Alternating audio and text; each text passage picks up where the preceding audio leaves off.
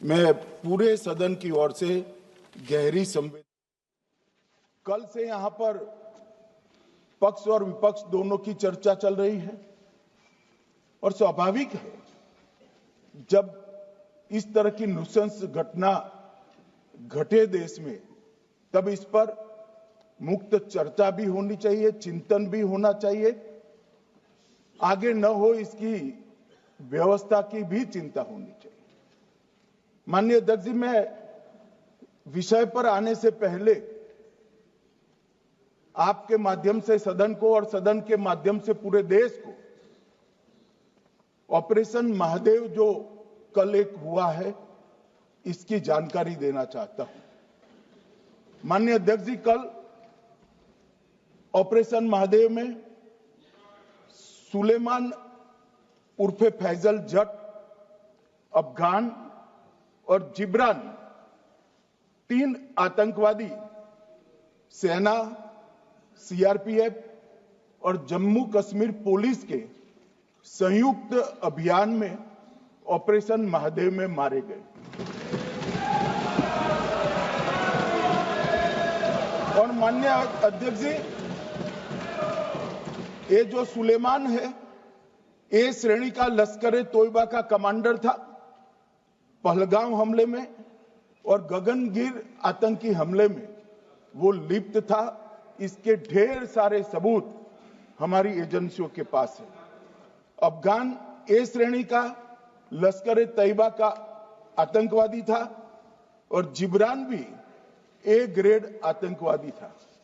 और माननीय अध्यक्ष जी, मैं सदन को और सदन के माध्यम से पूरे देश को बताना चाहता हूं, जिन्होंने बैसरन घाटी में हमारे प्रवासियों को, नागरिकों को मारा था, ये तीनों आतंकवादी ये थे और तीनों मारे गए।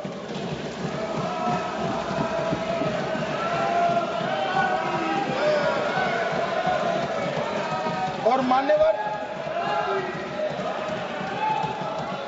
मैं आज इस सदन के माध्यम से सेना के पैरा 4, सीआरपीएफ के सारे जवान जो अभियान में शामिल थे और जम्मू कश्मीर पुलिस के जो जवान थे, वो सभी को सदन और पूरे देश की ओर से बहुत बहुत साधुवाद देना चाहता हूं। माननीय अध्यक्ष जी, मैं इस ऑपरेशन महादेव के बारे में थोड़ा डिटेल में बताना चाहूंगा। ऑपरेशन महादेव की शुरुआत 22 मई 2025 को, एक प्रकार से तो जिस दिन हत्या हुई थी उसी दिन रात को 22 मई 2025 को हुई। जिस दिन हत्या हुई थी उसी दिन रात को एक सुरक्षा मीटिंग की गई थी जम्मू कश्मीर में। ये पूछ रहे थे, कोई गए नहीं, सिर्फ राहुल गांधी गए। अब आपकी आंख कौन से चश्मे से देख रही है मुझे मालूम नहीं। माननीय अध्यक्ष जी, 1 बजे हमला हुआ, मैं 5:30 बजे श्रीनगर में उतर चुका था। माननीय अध्यक्ष जी, अरे सुनो, मैं बताता हूं ना। 22 में सुनो ना, प्लीज धैर्य रखकर सुनो। हमने आपको नहीं टोका है, सुनना पड़ेगा भाई, ऐसे नहीं चलेगा। माननीय अध्यक्ष जी, नहीं, पर बैठे बैठे मत बोलिए आप भी। माननीय अध्यक्ष जी, 23 अप्रैल को टिप्पणी मत करिए। एक सुरक्षा मीटिंग की गई। सभी सुरक्षा बल, सेना, CRPF, BSF, Jammu Kashmir police, और सबसे पहले उसमें निर्णय किया गया कि जो नृशंस हत्यारे हैं वो देश छोड़कर पाकिस्तान भाग न पाए, इसकी हमने पुख्ता व्यवस्था की और भागने नहीं दी। 22 मई को आईबी के पास एक ह्यूमन इंटेल आई और एक क्षेत्र के अंदर, दाची गांव क्षेत्र के अंदर आतंकवादियों की उपस्थिति की सूचना मिली।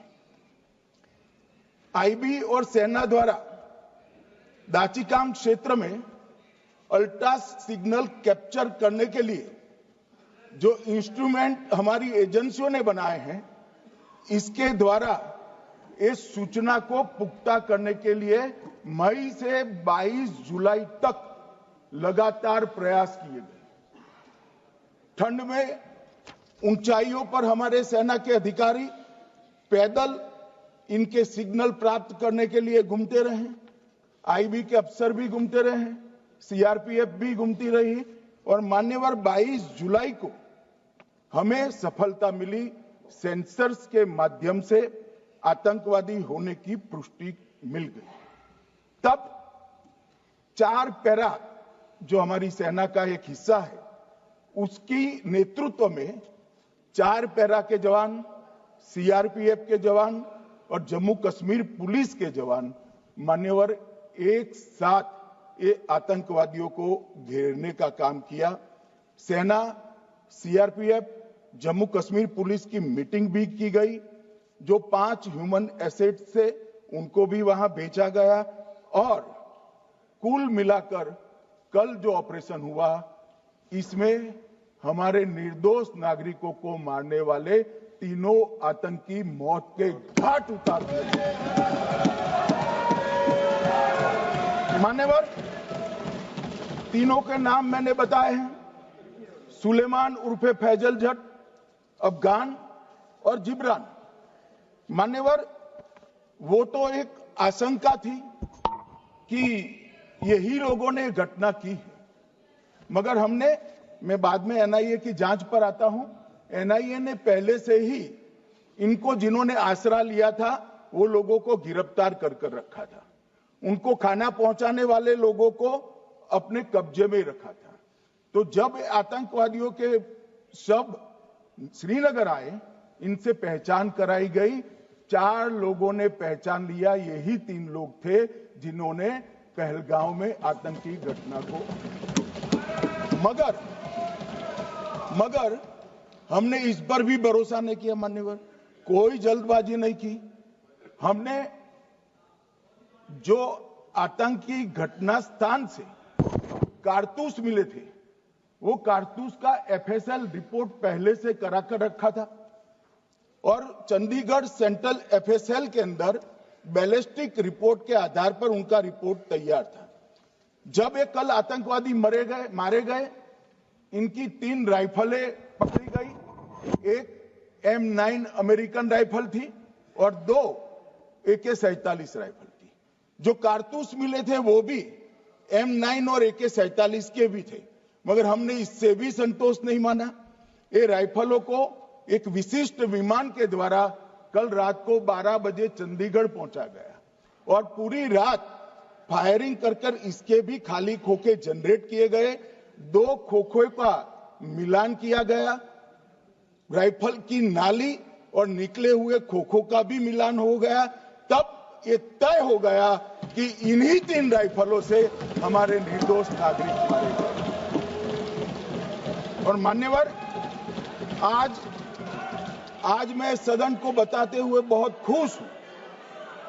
मोदी जी ने ऑपरेशन सिंदूर कर आतंकवादियों को जिन्होंने आतंकवादियों को भेजा था, उनके आकाओं को जमीन में मिलाने का काम किया था।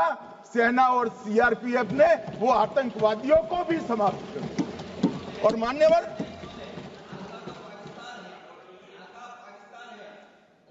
कौन पाकिस्तान से आपकी बात होती है क्या?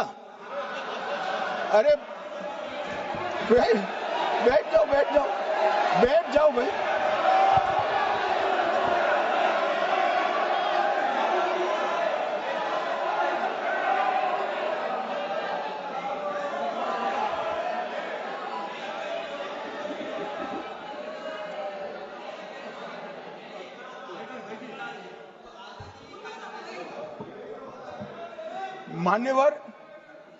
मान्यवर, मैं बताता हूं कैसे इनके आका मारे गए, वो भी नाम के साथ बताता हूं, जगह के साथ बताता हूं, घंटे, मिनट और सेकंड के साथ बताता हूं। मान्यवर, मैं तो अपेक्षा करता था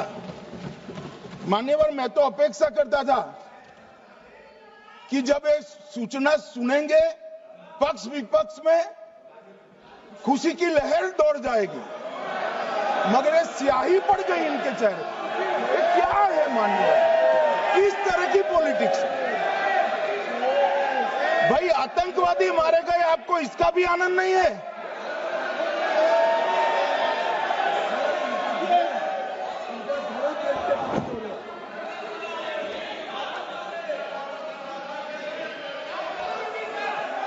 अखिलेश जी बैठ जाइए, मेरा पूरा जवाब सुनिए, आपका सब जवाब आ जाएगा। भाई आप आतंकवादियों का धर्म देखकर दुखी मत होइए।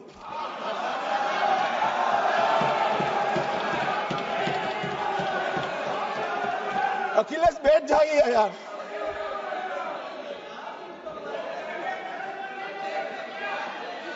अखिलेश जी बैठ जाइए। मान्यवर, किसी को संशय रखने की जरूरत नहीं है। बैलिस्टिक रिपोर्ट मेरे पास है, मेरे हाथ में है, और 6 वैज्ञानिकों ने इसको क्रॉस चेक किया है। सुबह 4:46 पर फोन पर मुझे 6 ने वीडियो फोन पर कहा है कि 100% वही गोलियां हैं जो वहां चलाई थी। मान्यवर, ये हमारे देश की सेना, सीआरपीएफ और जम्मू कश्मीर पुलिस, ये तीनों का एक साझा बहुत बड़ा कामयाबी है, जिस पर 140 करोड़ को नाज होना चाहिए, देश की जनता को नाज। मान्यवर, मैं तो गया था वहां पर जब ये घटना हुई। दूसरे दिन इनके परिजनों को मिला था। 6 दिन की शादी वाली बच्ची विधवा होकर मेरे सामने खड़ी थी। आज तक मैं वो दृश्य नहीं भूल सकता। मगर आज सारे परिजनों को मैं कहना चाहता हूं कि मोदी जी ने ऑपरेशन सिंदूर से भेजने वालों को भी मारा, और हमारे सुरक्षा बलों ने जिनको भेजा था उनको भी मारा, और एक ऐसा सबक सिखाया है कि आने वाले कई दिनों तक कोई ऐसी हिम्मत नहीं कर पाएगा। मान्यवर, मैं थोड़ा एनआईए की जांच के बारे में भी बताना चाहूंगा।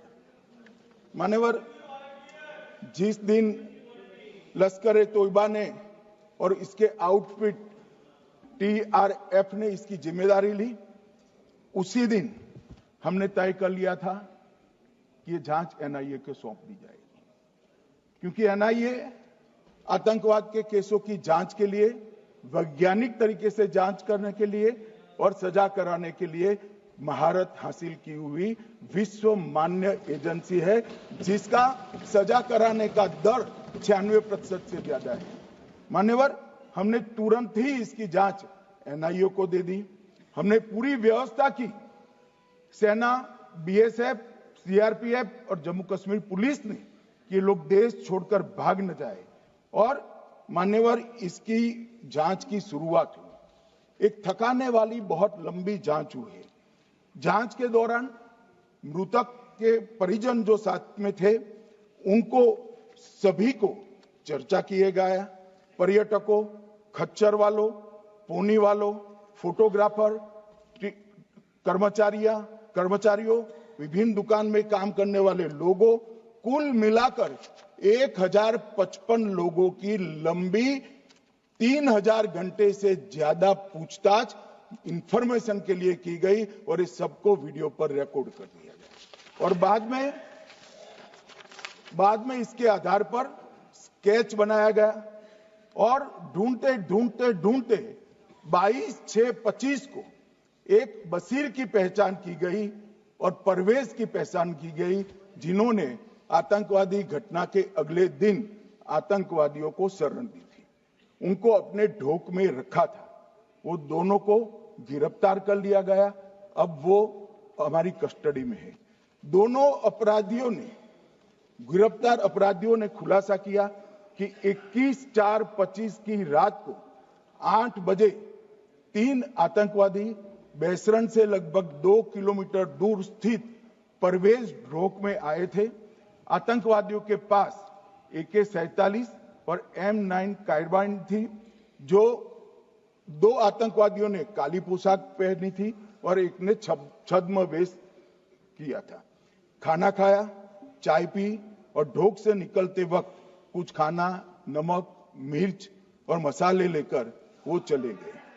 मान्यवर, उस वक्त हमने जिन खोखो को रिकवर किया था, इसको हमने चंडीगढ़ एफएसएल में टेस्टिंग के लिए भेज दिया और जब चंडीगढ़ एफएसएल में टेस्टिंग के लिए भेजा गया तो वही राइफल से एप्को आतंकी हमला हुआ था, वो भी निश्चित हुआ। तो आज इसके साथ साथ दूसरे एप्को आतंकी हत्या को अंजाम देने वाले आतंकियों का भी इसके साथ ही समाप्ति हुई है, इनको मार दिया गया है। मान्यवर, और इसके बाद में स्केच बनाया गया। गिरफ्तार किए गए दोनों आरोपियों की माता जो थी, इन्होंने ये तीनों आतंकियों के मृतदेहों को पहचान लिया है। दोनों आतंकवादी घटना में साथ लेने वाले उनके साथियों ने भी पहचान लिया है और अब उसकी एफएसएल की पुष्टि भी आज सुबह 4 बजे हो गई थी। अब मैं जांच का पूरा ब्यौरा बताना चाहता हूं। मान्यवर, ये हमले में 3 पाकिस्तानी आतंकवादी थे। हमले में 2 AK-47 और 1 M9 कार्बाइन का प्रयोग किया गया था और अब जो पकड़े गए हैं, इसके सुलेमान के कारण एप्को का मामला भी आज रिजॉल्व हो रहा है और आतंकवादियों को पनाह देने वाले 2 स्थानीय लोगों को भी इस केस में पकड़ लिया गया है। अब मान्यवर, कल पूछते थे कहां से आए, कहां गए, किसकी जिम्मेदारी है। भाई, जिम्मेदारी हमारी ही है, हम सरकार में हैं, हमारी ही जिम्मेदारी है।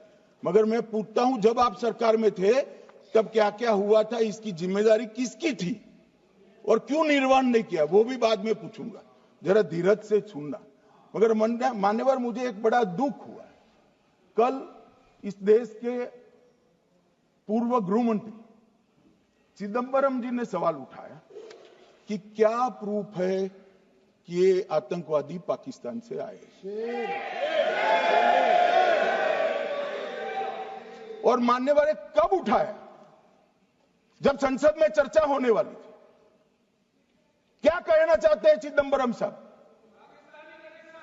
किसको बचाना चाहते हैं, पाकिस्तान को बचाकर आपको क्या मिलेगा। वो ये कह रहे हैं कि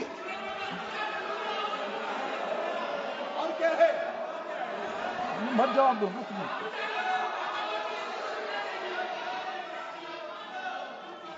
मान्यवर, हमारे पास, मैं आज चिदंबरम साहब को कहना चाहता हूं, मैं आज चिदंबरम साहब को आपके माध्यम से कहना चाहता हूं, हमारे पास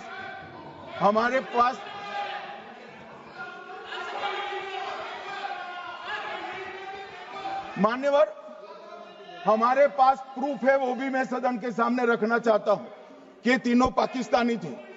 3 में से 2 के पाकिस्तान के वोटर नंबर भी आज हमारे पास उपलब्ध है। मान्यवर, ये राइफलें हैं, ये राइफलें भी हमारे पास उपलब्ध है।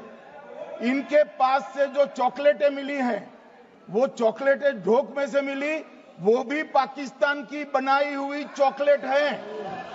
मान्यवर, ये कहते हैं कि पाकिस्तानी नहीं थे, इसका मतलब पूरी दुनिया के सामने इस देश का एक पूर्व गृह मंत्री पाकिस्तान को क्लीन चिट दे रहा है। और मान्यवर, वो पाकिस्तानी आतंकवादी नहीं थे, ऐसा बोलकर श्री चिदंबरम अगर पाकिस्तानी आतंकवादी नहीं थे तो पाकिस्तान पर हमला क्यों किया, वो भी सवाल खड़ा कर रहे हैं। मान्यवर, आज पूरी दुनिया ने हमारे संसद सदस्य गए थे, स्वीकारा था कि हमला पाकिस्तान ने किया है, और इस देश का गृह मंत्री जो कांग्रेस पार्टी से आता है, वो कहता है कि क्या सबूत है, अरे मुझसे मांगते, मैं दे देता। टीवी से मांगते हैं, पूरी दुनिया के सामने उजागर करते हैं, शख्स सुबह खड़ा करते हैं। पाकिस्तान को बचाने का इनका ये षड्यंत्र आज 130 करोड़ लोग जान रहे हैं। बच नहीं पाओगे आप लोग, बच नहीं पाओगे। मान्यवर,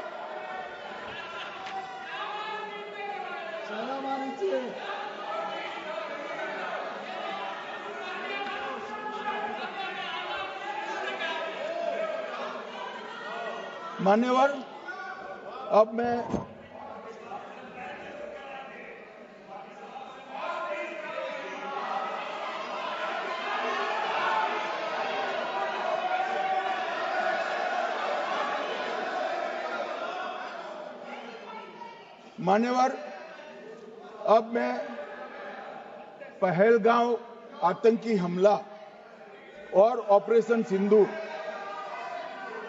ये दोनों घटनाक्रम के लिए मान्यवर ये अभी से थक जाते हैं।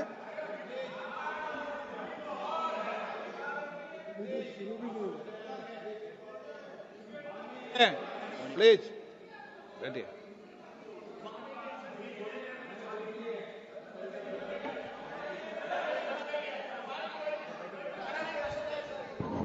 मान्यवर, मैं आपके माध्यम से कहना चाहता हूं, थोड़ा धैर्य रखे भैया, अभी तो शुरू हुआ है, अभी तो शुरू हुआ है। मान्यवर, मैं पहलगांव आतंकी हमला और ऑपरेशन सिंदूर के बारे में पूरा घटनाक्रम बताना चाहता हूं। कल ढेर सारे सवाल उठाए।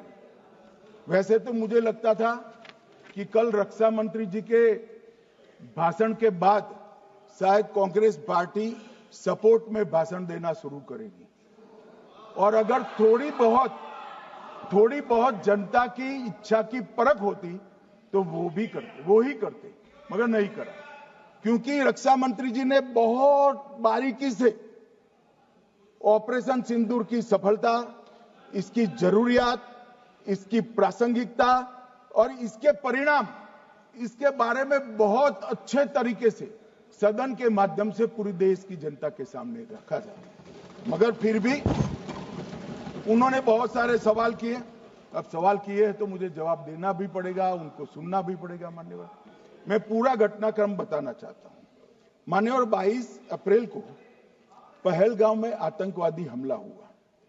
इसमें 26 लोग मारे गए, 25 भारतीय और 1 नेपाली नागरिक। हमने उसी वक्त मैं श्रीनगर जाने के लिए निकल गया। रात को ही सुरक्षा बलों की मीटिंग कर ये भाग न पाए इसकी व्यवस्था की। माननीय मोदी जी ने 23 और 30 अप्रैल को सीसीएस की मीटिंग चेयर की। ये कह रहे हैं, मैं आज बताना चाहता हूं कि सीसीएस की 23 अप्रैल की मीटिंग में क्या हुआ। सबसे पहला कांग्रेस पार्टी का ब्लंडर था सिंधु जल संधि, इसको स्थगित करने का काम नरेंद्र मोदी जी ने किया। हमने अटारी के माध्यम से एकीकृत जांच चौकी जो चलती थी उसको बंद कर दिया। पाकिस्तानी नागरिकों के सार्क वीजा को सस्पेंड कर सभी को वापस पाकिस्तान भेजने का काम किया। पाकिस्तान स्थित उच्चायोग ने रक्षा, सैन्य, नौसेना के सलाहकारों को अवांछनीय व्यक्ति घोषित किया, संख्या को 55 से घटाकर 30 किया और सीसीएस ने ये संकल्प लिया, हर संभव प्रयास करूंगा, अनकोट। अब इसमें किसी को चुनावी भाषण दिखाई पड़ता है तो उसकी समझ शक्ति पर बहुत सारे सवालिया निशान लग जाते हैं। ये चुनावी भाषण नहीं है, आतंकवाद के खिलाफ लड़ने का 140 करोड़ भारतीयों का प्रतिघोष है जो मोदी जी ने वहां दिया। इनको चुनावी भाषण दिखाई पड़ता है, जैसे चश्मे होते हैं ऐसी ही दृष्टि होती है। मान्यवर, इसके बाद 30 अप्रैल को मान्यवर 30 अप्रैल को सीसीएस की बैठक हुई, पहले 23 को हुई थी। उसमें सशस्त्र बलों को पूर्ण ऑपरेशन की फ्रीडम दे दी गई। प्रधानमंत्री मोदी जी ने सीसीएस की उपस्थिति में रक्षा मंत्री, एनएसए और सेनाओं के प्रमुख के साथ बैठकर पूर्ण ऑपरेशनल फ्रीडम देने का काम किया और इसके बाद ये ऑपरेशन सिंदूर हुआ। मान्यवर, ऑपरेशन सिंदूर 7 मई को रात को 1:04 से 4 मिनट से 1:24 तक चला। उसमें पाकिस्तान के 9 आतंकी ठिकानों को ध्वस्त कर दिया और पूरी दुनिया ने इसके दृश्य देखे। साहब, इससे बड़ा संयमित हमला नहीं हो सकता। आजकल दुनिया में युद्ध चल रहे हैं, हम देख रहे हैं, बच्चे मर रहे हैं, महिलाएं मर रही, निर्दोष मर रहे। हमने 9 आतंकी अड्डों को समाप्त किया, परंतु एक भी सिविलियन नहीं मारा गया, केवल और केवल आतंकी मारे। स्थान थे मरकज सुभान अल्लाह बहावलपुर, मरकज तैयबा मुरीद के, महमूना जाया कैंप सियालकोट, अरे नाम सुनो काम में आएंगे, सरजाल camp Sialkot, Sawai Nala camp Muzaffarabad, Syedna Bilal camp Muzaffarabad, Gulpur camp Kotli, Barnala camp बिंगबर्ग और अब्बास कैंप कोटली। मान्यवर, सर्जिकल स्ट्राइक और एयर स्ट्राइक में हमने पाक ऑक्यूपाई कश्मीर में ही हमला किया, एक प्रकार से भारत के हिस्से पर ही हमला किया। पाक ऑक्यूपाई कश्मीर हमारा ही हमला किया, मगर इस बार 100 किलोमीटर अंदर घुसकर पाकिस्तान की भूमि पर आतंकवादियों को तबाह करने का काम। और मान्यवर, ये आतंकी के ठिकानों पर हमला हुआ, इसमें मारा कौन गया? हाफिज मोहम्मद जमील जैसे मोहम्मद के प्रमुख मौलाना मसूद अजहर के बहनोई, मुदस्सर खादियान मरकज तैयबा मुरीद का प्रमुख, याकूब मलिक जेएम पदाधिकारी, मोहम्मद हमसा जमील जेएम ऑपरेटिव, मोहम्मद यूसुफ अजहर गंभीर रूप से घायल था, फिर मारा गया, जैसे मोहम्मद का आमिर मोहम्मद हसन खान गंभीर रूप से घायल था, फिर मारा गया, जेएम ऑपरेटिव मोहम्मद हसन गंभीर रूप से घायल हुआ, अब्दुल मलिक, खालिद अबू अक्स और नोएम मलिक, इनका कोई पता ठिकाना नहीं। और मान्यवर, ये पूछते थे मुझे कल कि पहलगांव के दोषी कहां गए, वो पहलगांव के दोषी कहां गए? ये जो मैंने, अरे सुनो ना यार, ये जो 10 मैंने नाम पढ़े हैं, इसमें से 8 ये चिदंबरम एंड कंपनी के समय में आतंकवादी घटना घटाने वाले लोगों को नरेंद्र मोदी जी ने मारा। ये हमें पूछते हैं कहां गए? अरे भाई, आपके समय में जो छुप गए थे, उनको चुन चुन कर हमारी सेना ने समाप्त कर दिया है। और ये 10 नहीं, कल राजनाथ जी घबराते बोले हैं, अब ऑथेंटिक शब्द का है, मैं बढ़ा नहीं सकता, मगर कम से कम 100 लोगों को हमारी सेना ने समाप्त, 100 से अधिक लोगों को हमारी सेना ने समाप्त करने का काम। मान्यवर, और इस पर भी गर्व नहीं कर सकते आप? इस पर भी गर्व नहीं कर सकते?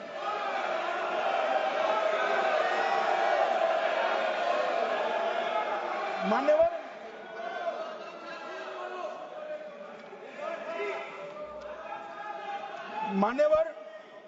7 मई को 1:26 पर 22 मिनट पर ये हमारा काम समाप्त हो गया। हमारे डीजीएमओ ने उनके डीजीएमओ को बता दिया कि भाई, हमने आतंकवादी हमलों पर स्थानों पर सिर्फ हमला किया है, इनके हेडक्वार्टर पर हमला किया है, जो हमारा आत्मरक्षा का अधिकार है। पूरी दुनिया इसको एक्नॉलेज करती है। ऐसा नहीं हो सकता है मनमोहन सिंह के समय की तरह कि वो आकर मारेंगे और हम चुपचाप बैठे रहेंगे और जाकर चर्चा करेंगे। ये नरेंद्र मोदी सरकार, ऐसा नहीं हो सकता। डोजियर भेजते रहेंगे। मान्यवर, उरी में हमला हुआ, हमने सर्जिकल स्ट्राइक किया। पहलगाम में हमला हुआ, एयर स्ट्राइक करा, और अरे पुलवामा में हुआ, एयर स्ट्राइक करा, और पहलगाम में हमला किया। 100 किलोमीटर अंदर जाकर 9 अड्डों और 100 से ज्यादा आतंकवादी को समाप्त। मान्यवर, अब देखिए, हमने तो हमला किया था पाकिस्तान स्थित टेररिस्ट ठिकानों पर। अब पाकिस्तान से गलती हो गई। टेररिस्ट ठिकानों पर जो हमला किया था उसको वो अपने पर का हमला मान बैठे और पूरी दुनिया में कहते थे कि हमारा टेररिज्म से कोई लेन देन नहीं है। ये तो अब ऐसे ही ग्रुप करते, हम तो विक्टिम है, जो मनमोहन सिंह ने सर्टिफाइड भी कर दिया था कि ये भी विक्टिम है। मान्यवर, मगर दूसरे दिन इनकी श्रद्धांजलि का कार्यक्रम हुआ और पाकिस्तान को मालूम नहीं पड़ा कि ये पूरी दुनिया देखेगी। सेना के आला अफसर उनके नमाजे जनाजा में उपस्थित हुए, उनके जनाजे को कंधा दिया और ये सारे आतंकवादियों के जनाजे के जुलूस के अंदर पाकिस्तानी सेना, इनके अफसर, आईएसआई के अफसर, वहां की पुलिस के अफसर अश्रुभीनी आंख के साथ जुड़े थे। और मान्यवर, ये सिंदूर ने पाकिस्तान को पूरी दुनिया में एक्सपोज कर दिया कि पाकिस्तान के अंदर टेररिज्म स्टेट स्पॉन्सर्ड टेररिज्म है। ये पूरी तरह से, मान्यवर, पूरी तरह से एक्सपोज हो गया। 8 मई को पाकिस्तान ने हमारे रिहायशी इलाकों में हमला किया, हमारे सेना के अड्डों पर हमला किया, मगर एक भी मिसाइल से उनका कुछ नुकसान नहीं कर पाई। बहुत नजदीक से की हुई गोलाबारी के कारण हमारे गुरुद्वारा टूटा, एक मंदिर टूटा, कुछ हमारे नागरिक हताहत हुए। और दूसरे दिन 9 मई को मोदी जी ने सेना को हुक्म दिया, एक मीटिंग करी, राजनाथ जी, मोदी जी, एनएसए, सेना के सारे अध्यक्ष, और जवाब देने का तय किया और उनके 11 एयरबेस को क्षतिग्रस्त करने का काम किया। मान्यवर, 8 एयरबेस इतने सटीक तरीके से तोड़े गए, पाकिस्तान की पूरी एयर डिफेंस सिस्टम धरी की धरी रह गई, कुछ नहीं कर पाई।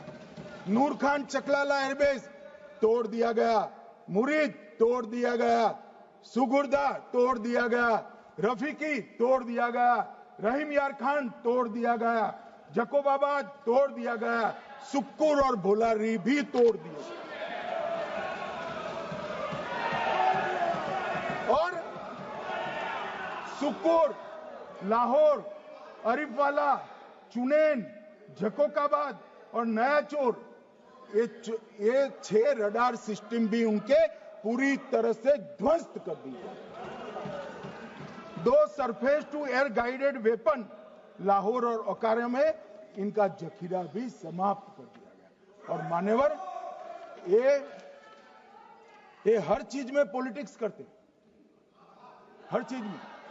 जब उन्होंने हमारे रिहायशी इलाकों पर हमला किया, फिर भी हमने इनके रिहायशी इलाकों पर हमला नहीं किया, सिर्फ इनके एयरबेस और एयर डिफेंस सिस्टम को निशाना बनाया और उनकी आक्रमण करने की क्षमता को पंगु कर रख दिया।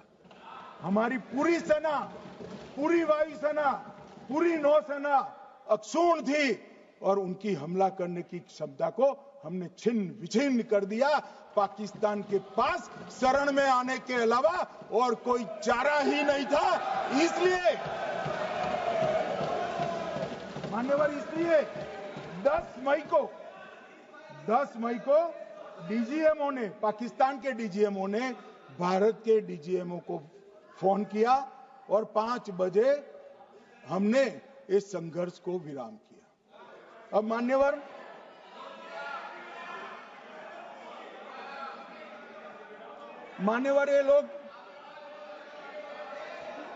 ये लोग कल सवाल उठा रहे थे कि इतनी अच्छी पोजीशन में थे, आपने युद्ध क्यों नहीं किया? युद्ध के कई परिणाम होते हैं मान्यवर, करना न करना वो सोचकर करना पड़ता है। मगर मैं इसी देश के इतिहास से कुछ घटनाएं बताना चाहता हूं। 1948 में मान्यवर कश्मीर में हमारी सेनाएं निर्णायक बढ़त पर थी। सरदार पटेल ना बोलते रहे, जवाहरलाल नेहरू जी ने एक तरफा युद्ध विराम कर दिया। और मान्यवर मैं बड़ी जिम्मेदारी के साथ कहता हूं, मैं इतिहास का विद्यार्थी हूं, पाक ऑक्यूपाई कश्मीर का अगर अस्तित्व है तो जवाहरलाल नेहरू जी की ये युद्ध विराम के कारण है। इसका जिम्मेदार जवाहरलाल नेहरू है। मान्यवर 1960 में सरदार पटेल ने विरोध किया था, गाड़ी लेकर आकाशवाणी तक गए थे, घोषणा न करते, दरवाजे बंद कर दिए थे।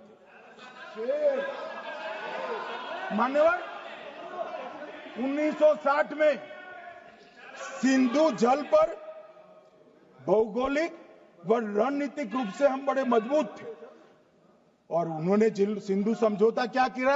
80% भारत का पानी पाकिस्तान को दे दिया। मान्यवर 62 के लड़ाई की बात मैं बाद में करता हूं। 65 की लड़ाई में हाजीपीर जैसे स्ट्रेटेजिक जगह पर हमने कब्जा किया था। 66 में उसको लौटा दिया गया। मैं 71 के युद्ध की भी बात करना चाहता हूं। मान्यवर 71 में कल राजनाथ जी ने भी बताया, पूरे देश ने इंदिरा जी का समर्थन किया। उन्होंने पाकिस्तान के 2 टुकड़े कर दिए। बहुत बड़ी विजय थी भारत की और सदियों तक भारत इस विजय पर गर्व करेगा। हम सब भी करते हैं, हमें कोई आपत्ति नहीं। मगर हुआ क्या मान्यवर? युद्ध की विजय की चकाचौंध में क्या हुआ? 93 हजार युद्ध बंदी हमारे पास थे, 93 हजार, और 15,000 वर्ग किलोमीटर क्षेत्र पाकिस्तान का हमारे पास था। 93 हजार युद्ध बंदी, उस वक्त की पाकिस्तान की सेना का 42% और 15,000 वर्ग किलोमीटर क्षेत्र। मगर शिमला में समझौता हुआ, पाक ऑक्यूपाई कश्मीर मांगना ही भूल गए। अगर उस वक्त पाक ऑक्यूपाई कश्मीर मांग लेते, न रहेगा बांस, न बजती बांसुरी। ये कैंप तोड़ने की जरूरत न पड़ती साहब आपको, हमको। मान्यवर इतना ही नहीं, पाक ऑक्यूपाई कश्मीर तो नहीं लिया, मांगना ही भूल गए। 15,000 वर्ग किलोमीटर की जीती हुई भूमि भी वापस दे दी। तय हुआ था पाकिस्तानी नरसंहार के लिए युद्ध अपराध न्यायाधिकरण बनेगा, नहीं बना। सेना ने पूर्वी पाकिस्तान में नरसंहार किया था। 195 पाकिस्तानी अधिकारियों पर मुकदमा चढ़ना था। भुट्टो अपने साथ इंदिरा जी के सामने से छुड़ा कर ले गए। जनरल मानेकशॉ का एक कोट अनकोट कहता हूं, जनरल मानेकशॉ का, जो एक प्रकार से आर्किटेक्ट माने जाते हैं बांग्लादेश विजय के, इन्होंने कहा कि भुट्टो ने भारत के नेतृत्व को मूर्ख बनाया। अब जो शब्द है, मैं आप कोट अनकोट है, इसमें मेरा कुछ नहीं है, ये लोग गुस्सा न हो सकते। I told her into bracket Indira Gandhi, Indira ji को कहा, that he into bracket Bhutto के लिए, he has made monkey out of you. समझ में आता है? ये फील्ड मार्शल साहब ने कहा है मान्यवर, और ये हमें सिखा रहे, ये नहीं किया, वो नहीं किया, फलाना नहीं किया, ठिकाना नहीं किया। अरे भाई, आप तो पाकिस्तान को क्लीन चिट दे रहे हो कि पाकिस्तान ने हमला ही नहीं किया है। क्या अधिकार है आपको पूछने का? कोई अधिकार नहीं है। साहब देखिए क्या होता है। मैंने कहा पाकिस्तान को क्लीन चिट दे रहे हो, तो कनी मोदी जी कह रही है कि हम नहीं दे रहे हैं। कनी मोदी जी, माननीय अध्यक्ष जी, आपके माध्यम से मैं कनी मोदी को बताना चाहता हूं, माननीय सदस्य जी को, कि वो कह रही है हमने नहीं दिया, मगर जिसके साथ बैठते हो उसका दोस्त तो आपके सर पर आएगा ना। चिदंबरम जी कर रहे हैं, आपके राज्य से है, कांग्रेस के प्रमुख नेता है। देश के पूर्व गृह मंत्री कह रहे हैं कि पाकिस्तान ने आतंकवादी नहीं भेजे थे। क्या क्लीन चिट देना चाहते? किसी को अधिकार नहीं है साहब यहां आतंकवाद पर बोलने का, किसी को अधिकार नहीं। मान्यवर, मैं अब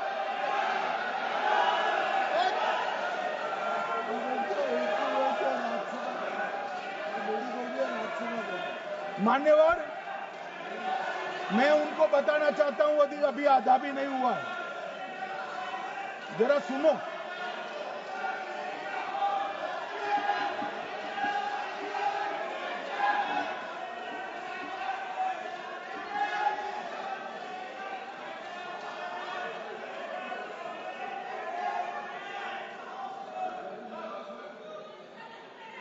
मान्यवर, 62 के चिन्ह में क्या हुआ, 62 के युद्ध में क्या हुआ? ये अभी कल कुछ कांग्रेस के सदस्य चीन का सवाल पूछ रहे थे, मैं आज पूछना चाहता हूं 62 के युद्ध में क्या हुआ? 38,000 वर्ग मीटर, पूरा सदन ध्यान से सुने, 38,000 वर्ग मीटर अक्साई चीन का हिस्सा चीन को दे दिया गया, और वर्ग किलोमीटर ही बोला, वर्ग किलोमीटर। और मान्यवर, ऐसी ही चर्चा उस वक्त सदन में हुई।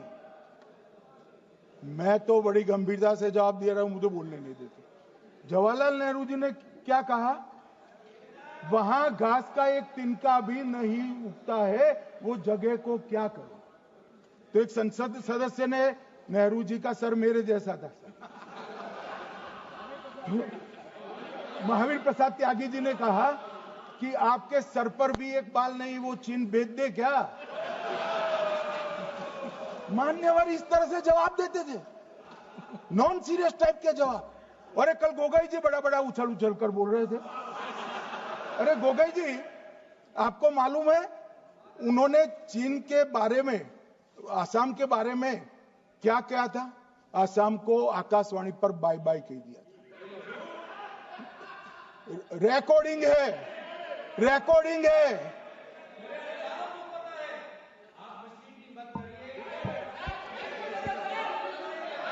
मान्यवर, मैं भी सहमत हूं, पूरे आसाम को पता है। मान्यवर,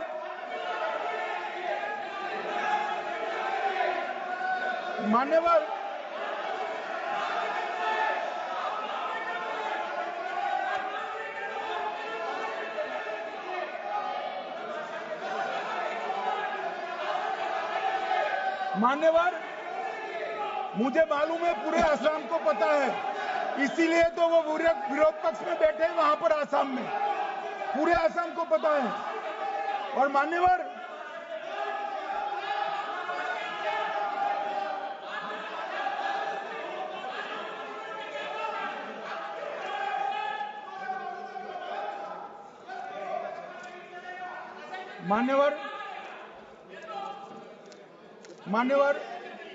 जोर से बोलने से सत्य को छिपाया नहीं जा सकता।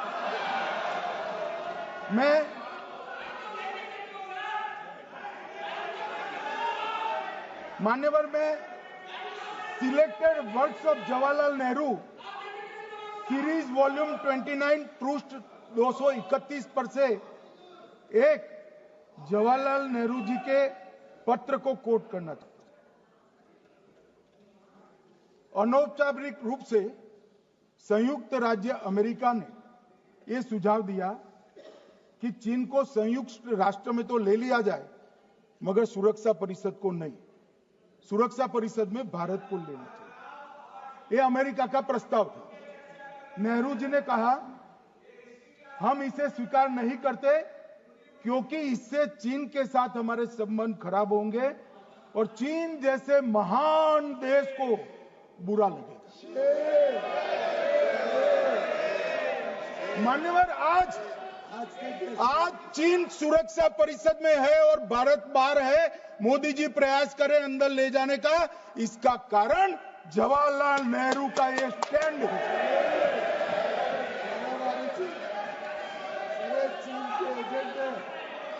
और मान्यवर, ये तो पीढ़ी दर पीढ़ी चलता आ रहा है। राजीव गांधी फाउंडेशन ने चीन के साथ एमओयू कर दिया। अब कहते नहीं है कि एमओयू में क्या था, ये तो बताओ भाई, क्या एमओयू किया था राजीव गांधी फाउंडेशन ने? और जब डोकलाम में हमारे सेना के जवान चीन की सेना के सामने आंख में आंख डालकर बैठे थे, वो चीन के राजदूत के साथ राहुल गांधी मीटिंग कर।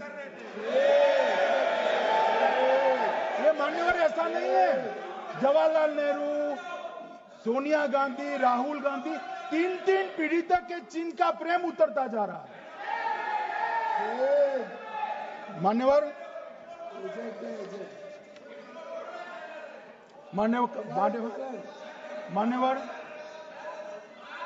मैं अभी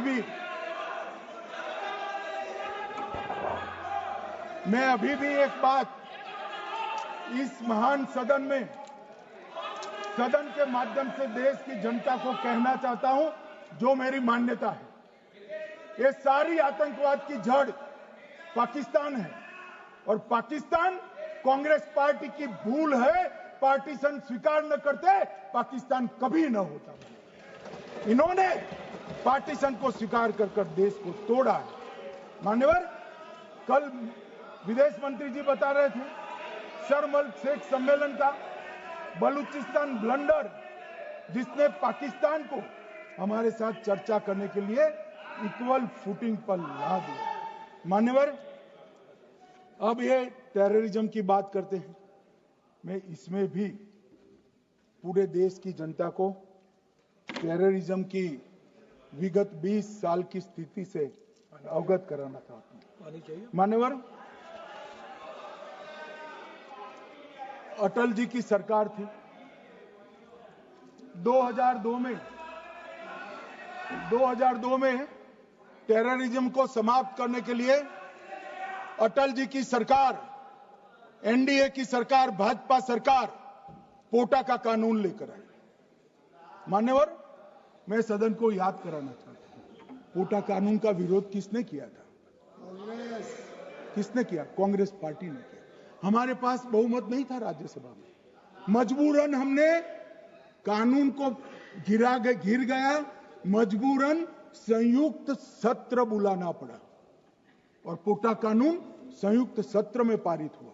देश नहीं भूल सकता मान्यवर। और पोटा कानून को रोककर आज भी कांग्रेस पार्टी के नेता जब बोले तब कहे, पोटा कानून को रोककर किसको बताना चाहते थे आप? किसको बचाना चाहते थे? पोटा तो आतंकवादियों के खिलाफ था। पोटा को रोककर अपनी वोट बैंक का उल्लू सीधा करने के लिए आप आतंकवादियों को बचाना चाहते। और मान्यवर, 2004 में अटल जी की सरकार गई, मनमोहन सिंह, सोनिया गांधी की सरकार आई। आते ही पहला काम क्या किया मान्यवर? पहली ही कैबिनेट में पोटा कानून को रद्द कर दिया। मैं फिर से पूछता हूं, किसके फायदे के लिए कांग्रेस पार्टी ने पोटा कानून रद्द किया? जवाब दीजिए जरा यहां पर। और मान्यवर, इसके बाद क्या हुआ? 2004 के दिसंबर में पोटा कानून रद्द हुआ। 2005 में अयोध्या में रामलल्ला के टेंट पर हमला हुआ, आतंकवादी मारे गए। मुंबई लोकल ट्रेन 2005 में रामलल्ला पर हमला, 6 में मुंबई ट्रेन में बम धमाके 187 लोग मारे गए। 2006 डोडा उधमपुर में हिंदुओं पर हमला, 34 लोग मारे गए। 2007 हैदराबाद 44 लोग मारे गए। 2007 यूपी लखनऊ वाराणसी 13 लोग मारे गए। रामपुर सीआरपीएफ कैंप, वहां पर हमला हुआ 2008 में। 2008 में श्रीनगर के आर्मी के काफिले पर हमला हुआ, 10 सुरक्षा बल मारे गए। मुंबई आतंकी हमला 2008 में हुआ, 246 लोग मारे गए। जयपुर में 8 बम धमाके हुए, 64 लोग मारे गए। 2008 में अहमदाबाद में 21 बम धमाके हुए, 57 लोग मारे गए। दिल्ली में 2008 में 5 धमाके हुए, 22 लोग मारे गए। और पुणे की जर्मन बेकरी 17 लोग मारे गए। वाराणसी में 10 में धमाका हुआ, 11 में मुंबई में 3 धमाके हुए, 27 लोग मारे गए। अब मैं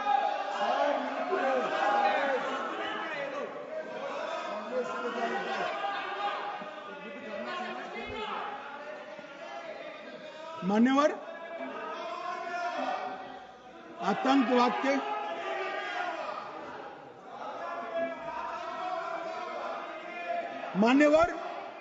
आतंकवाद के खिलाफ लड़ाई होती, कभी वो हमला करते हैं, मगर सवाल ये है कि इन्होंने 5 से 11 के बीच में 27 जघन्य हमले किए, 1000 के करीब लोग मारे गए। आपने क्या किया? क्या किया आपने? जवाब दीजिए, क्या किया? और मैं राहुल गांधी जी को चैलेंज देना चाहता हूं, इन्होंने इस आतंकवादी हमलों के खिलाफ उनकी सरकार ने जो कदम उठाए, यहां खड़े रहकर हिम्मत से बताए देश की जनता को। कुछ नहीं किया मान्यवर। ये यहां से आतंकवादियों की फोटो पाकिस्तान भेजते रहे, डोजियर भेजते रहे। और मान्यवर ये कहते हैं कि आपके समय में भी हमले हुए। मैं उनको अंतर समझाना चाहता हूं, वो देख नहीं पा रहे। मान्यवर, हमारे समय में जो भी आतंकवादी घटना हुई, पाक प्रेरित और कश्मीर सेंट्रिक हुई। देश के हिस्से में 2014 से 2025 तक एक भी घटना नहीं हुई है मान्यवर। ये नरेंद्र मोदी सरकार है मान्यवर। और कश्मीर में भी आज स्थिति ऐसी हुई है, उनको पाकिस्तान से आतंकवादी भेजने पड़ते हैं। कश्मीर में आतंकवादी अब हमारे नहीं बनते हैं मान्यवर। और मैं सलमान खुर्शीद जी को भी याद करना चाहता हूं।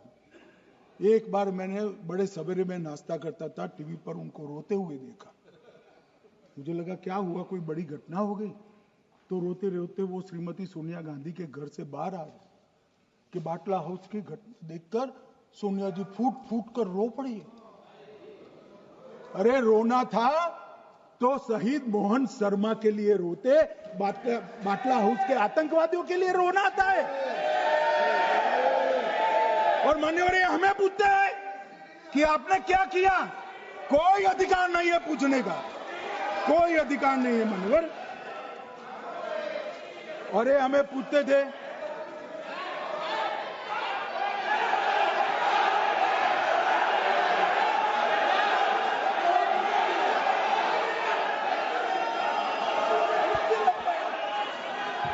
मान्यवर, अभी 25% बाकी।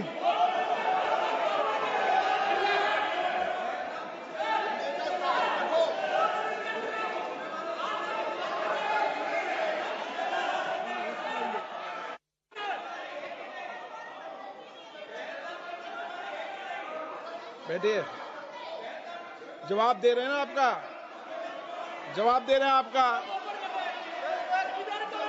पहलगांव के बाद जो घटनाक्रम घटित, उसका जवाब दे दिया ना माननीय गृह मंत्री जी ने।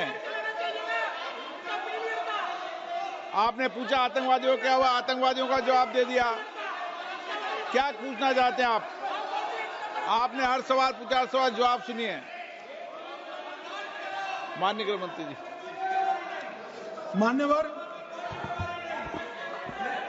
मान्यवर, इन लोगों को कल ऐसा था कि ये जो बेसरन के गुनहगार है वो पाकिस्तान भाग गए।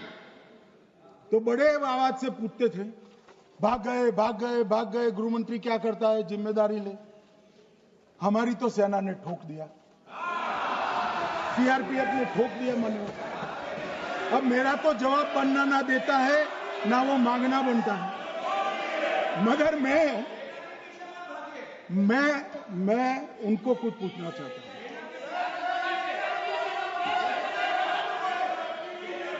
मान्यवर,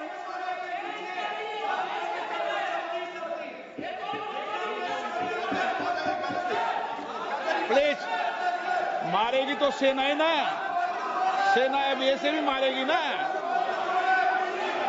तो वो भी ये कह रहे हैं सेना और सीआईएसएफ ने मारा।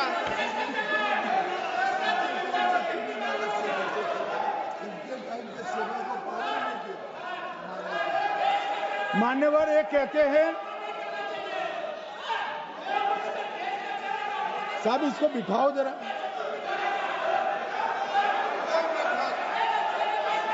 हाँ, प्लीज बैठिए बैठिए बैठिए बैठिए बैठिए।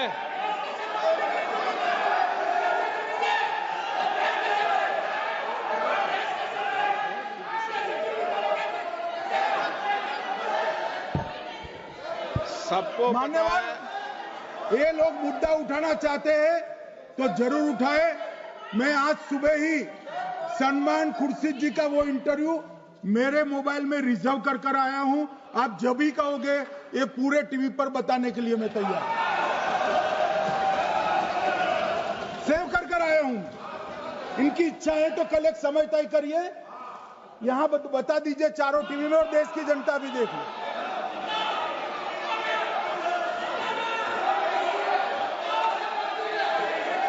मान्यवर कह रहे हैं बताओ, आप बताओ, बताना है या नहीं बताना? नहीं, पूछो ना उनको। Please please.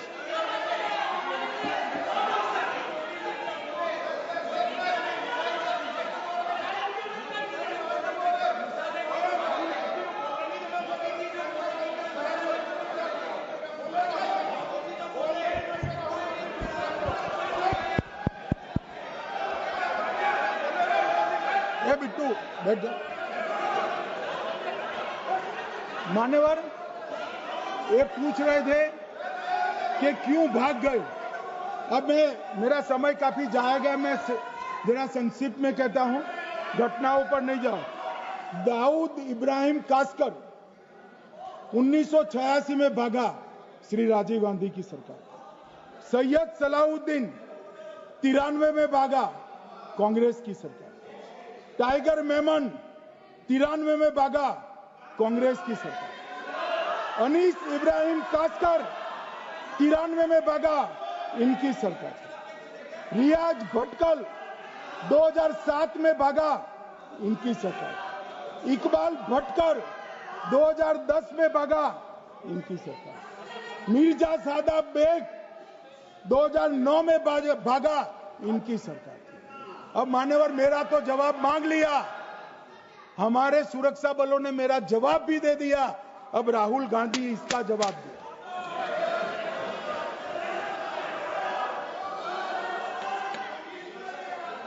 मान्यवर अब मैं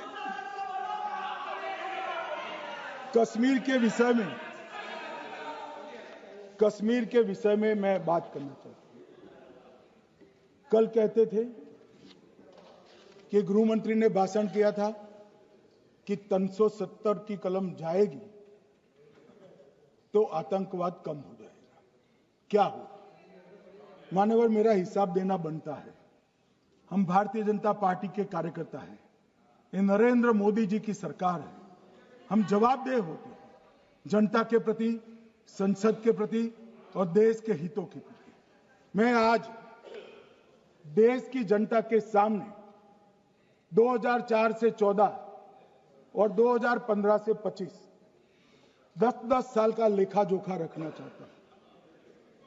2004 से 14 में अखंड सोनिया मनमोहन की सरकार थी 10 साल की,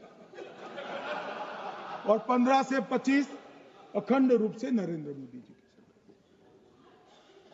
कश्मीर में टेरर इंसिडेंट 7,217 हुए थे 2004 से 14 में। 70% की कमी के साथ 2150 हो गए 1525। नागरिकों की मृत्यु 2004 से 14 में 1770 हुई, 2015 से 25 में कम होकर 357 हो गई, 80%। सिक्योरिटी फोर्सेस की मृत्यु 1060 हो गई उस वक्त, और हमारे समय में 542 हुई, और टेररिस्टों की मृत्यु में 123% की वृद्धि हुई। ये हमें पूछ रहे हैं क्या हुआ? आंकड़े से भाग नहीं सकते भाई, आंकड़े से भाग नहीं सकते। और अब मैं कहता हूं कि धारा 370 ने कश्मीर में आतंकवादी इकोसिस्टम को नष्ट कर दिया है, जिस धारा 370 को आपने इतने साल तक बचा कर।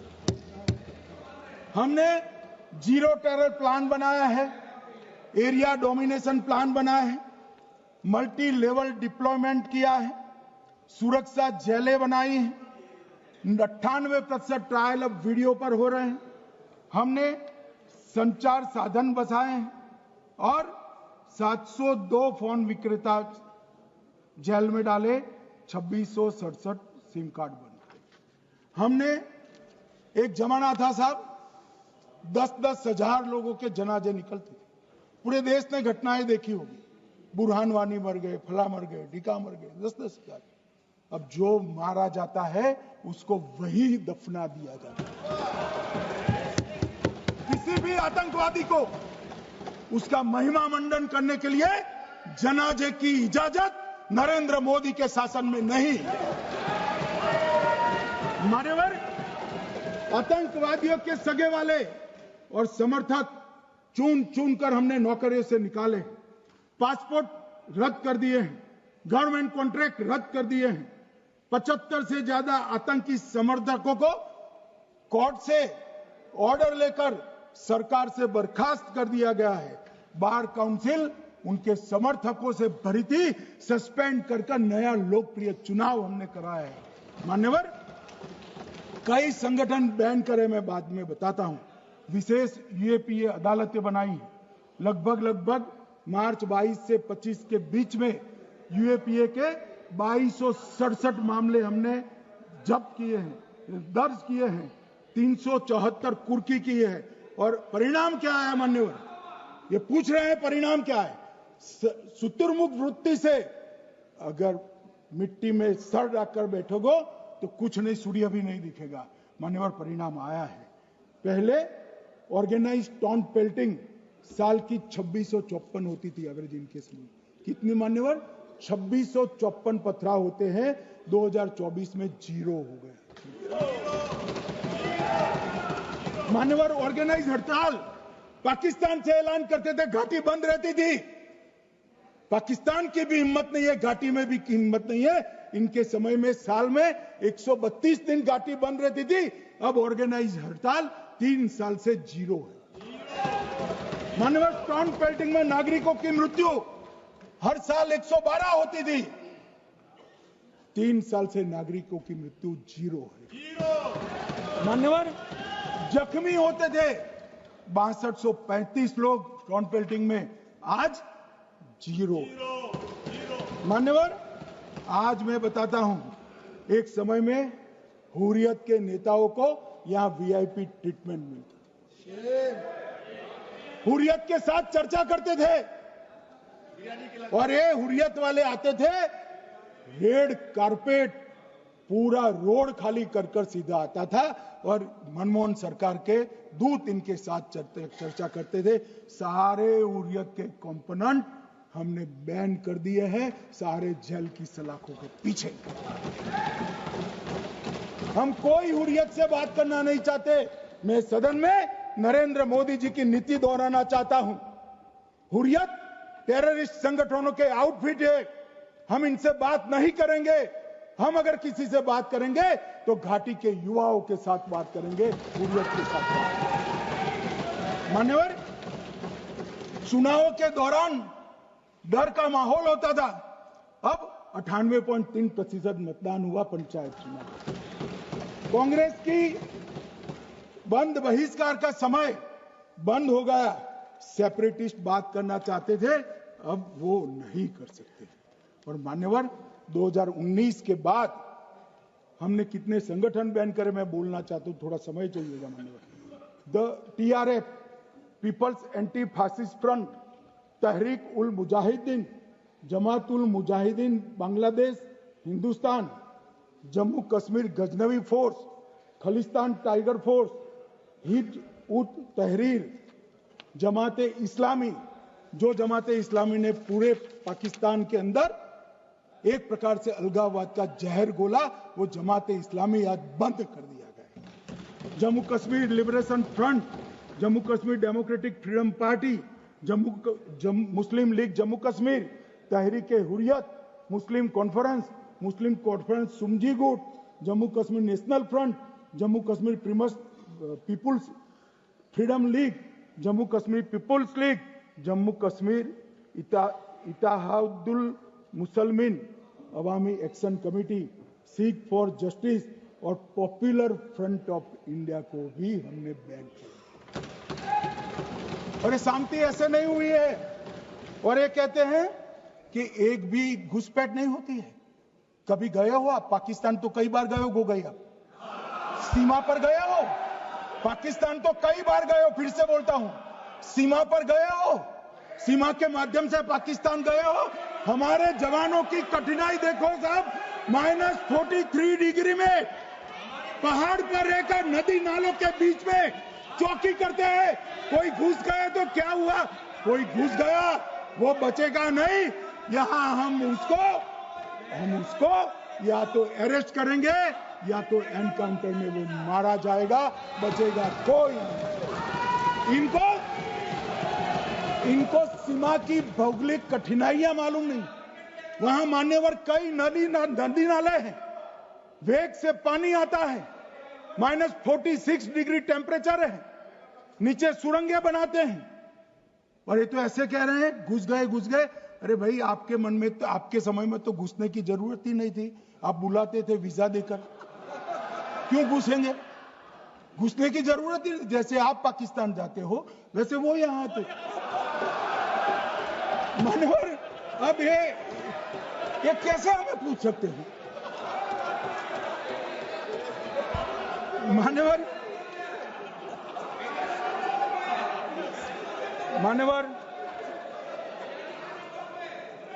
मैं समझ रहा हूं मान्यवर, मैं समझ रहा हूं पोटा का विरोध करने वाले को नरेंद्र मोदी की आतंकवादी विरोधी नीति नहीं पसंद आई। मैं समझ रहा हूं पोटा रद्द करने वाले को नरेंद्र मोदी जी की एंटी टेरर नीति पसंद नहीं आई। मैं समझ रहा हूं टेररिस्टों का बचाव कर वोट बैंक बनाने वालों को एक कोई नीति पसंद नहीं आएगी। मानवर, इसका विरोधी होना है। परंतु मैं आज एक बात यहां सदन के सामने आपके माध्यम से सदन को और दुनिया को बताना चाहता हूं। मानवर, ये नरेंद्र मोदी सरकार है, टेररिज्म के खिलाफ हमारी जीरो टॉलरेंस की नीति है, ऑफर है, और हम विजयी हो। और मान्यवर, मैं फिर से अंत में ऑपरेशन महादेव में जुड़े हुए सेना, CRPF और जम्मू कश्मीर पुलिस के सभी जवानों को 2 हाथ जोड़कर प्रणाम कर बहुत बहुत धन्यवाद।